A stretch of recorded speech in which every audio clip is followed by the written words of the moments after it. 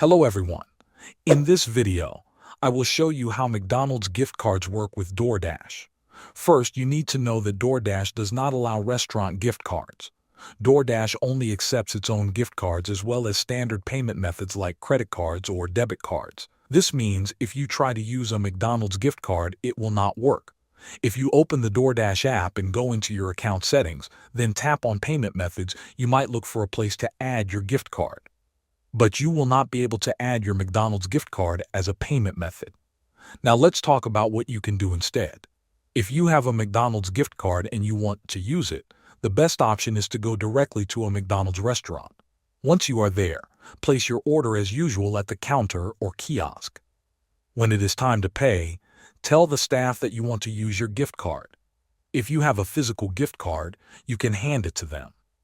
If you have a digital gift card, open it on your phone and show them the QR code.